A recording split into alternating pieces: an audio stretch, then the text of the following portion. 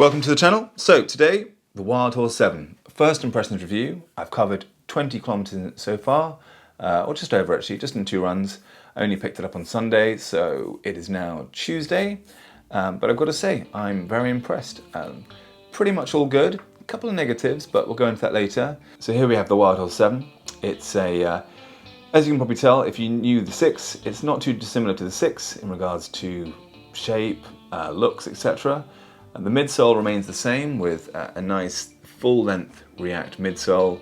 We've got 35mm in the back and 27 in the forefoot, so there is an 8mm drop. A new mesh, upper pretty much the same, and the outsole is, as you can probably see, pretty much the same from before. So we'll talk about the shoe in detail later in a second, but that's a very, very quick overall view of the shoe. So starting with the outsole, so full length solid rubber outsole. It is pretty stiff. But I actually don't mind that. I find that stiffness almost acts like a plate, almost, because it is quite a stiff shoe, quite a rounded heel here, which again, I personally don't mind. Some people have had issues with the stability there on that, saying it rolls a little bit too much, but I find that helps almost just let it create more of like a bucket seat style sort of fit for my heel to slip into. But the only problem is with the outsole in these lugs, and the grip, obviously. This is what I'm going to probably get out of the way the first. The grip is probably the biggest negative about the shoe. Unfortunately, unless it's pretty dry and buffed out trails or just road and pavement, etc., a little bit of wet and we're slip sliding all over the place. That said, let's talk about the good things. Okay, so let's go up to the midsole here. Now the midsole is a full-length React midsole. As I said, it's 35mm to 27, 8mm drop, although it doesn't really feel like an 8mm drop. It feels much more, I think, a little bit lower.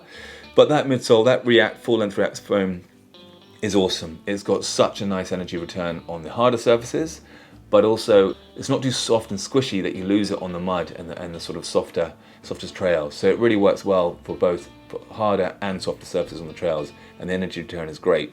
And it's super comfortable. You just slip into it and it's really, really comfortable. I'm really impressed with that React midsole. Yeah, the midsole is spot on, and you sort of, your foot nicely sits into it, molds into it nicely, and also you still have, although it's quite a high stack, you still have quite a good ground feel, which is surprising because due to, you a bit of rubber on the outsole and you're quite high up, but you still do feel the ground quite well. I've noticed that. I noticed that in the 6 and in the 7 here, and that's kind of why I liked it, because I'm coming from ultras here, so I love the ultra ground feel. So if I can get some ground feel with a slightly higher drop shoe like such, then we're on to a winner. So that's the midsole, and then we're going up to the upper. So what they've done, they've actually changed the mesh slightly, so it's more breathable. But I noticed the big difference is here is the toe cap. This is basically reinforced slightly, so it's actually a little bit more volume in height. Width is fine. The width is fine on both this and the 6. Got no problem with the width, but personally, it is a little bit shallow, and people have said that there's a problem with the height in regards to toe box. But this little reinforced thing here, it seems to elevate it a lot more than the 6, which, as you can see, flattens out quite quickly.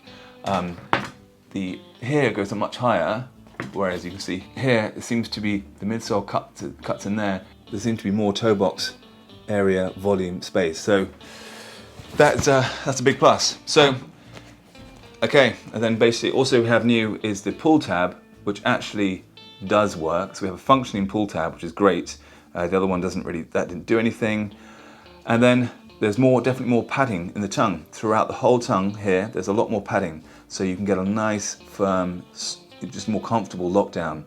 And in regards to the lockdown, the fit of the shoe is awesome. Your shoe really does fit into it nicely, and this whole upper here, the gaiter sort of thing, it's okay. It doesn't really do much, but apart from it's just quite comfortable. I don't really think it holds much dirt out. And then if anything, annoyingly, if dirt gets in, it's hard to get out with this sort of little weird lycra thing here. But that said, it does create a nicer sort of slipper feel and a nice, more comfortable fit. Lots of cushion, lots of padding within here as well. And again, as I said earlier, you get a nice bucket sort of seat feel. You sort of fit into that really well, and it's quite a secure lockdown. For me anyway, I'm finding no issues with that at all. I'm really enjoying that lockdown. So once you're in the shoe, you kind of forget that it's on your foot. It is a little bit, it's not too heavy. It's about, I think this was about 335 grams, which is, pretty much standard for these sort of trail shoes.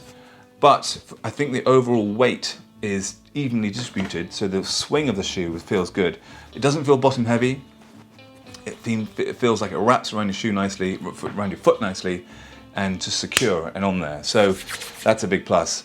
So yeah, I've got to say, I'm really, really, so far, very pleased with the 6, but the 7, just a few minor tweaks. The pull tab, more cushioning on the tongue, the slightly more breathable mesh, which may be more accommodating, let's say, as well, which is a good sign, and the slightly higher toe box, giving it a bit more sort of volume in the upper here.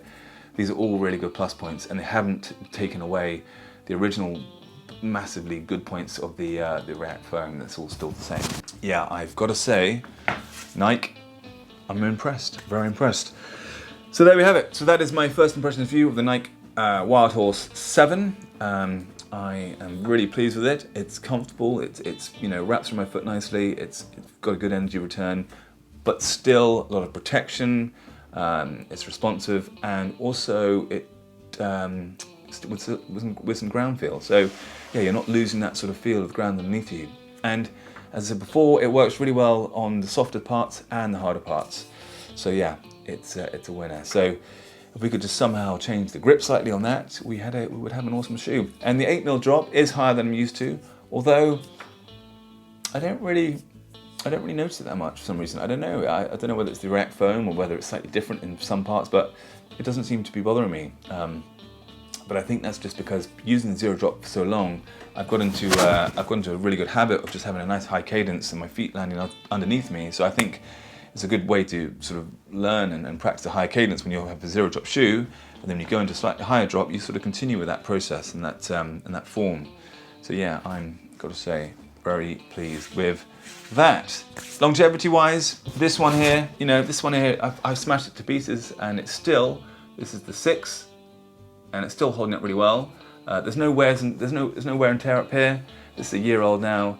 I have put it through its paces, but yeah, I've got to say, I think the Nike Trail lineup, I think it's getting there, and I think the durability actually is pretty good, and I think other people agree with me on that one. So, if you're a big fan of my channel, then you will realize that I've had lots of problems with Ultra, and even some Hokas. So, yeah, very impressed. Actually, one last thing is the price.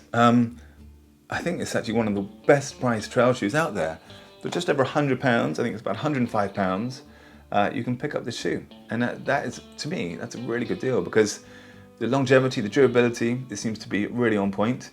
And I think for just over £100, where most trail shoes like this are 120, 130, 140 pounds, going right up to 100, much more than that. But I think, yeah, for your bang for your buck and value, it's a winner. I'm very pleased to say the Wildhorse is looking good, feeling good, and doing its job.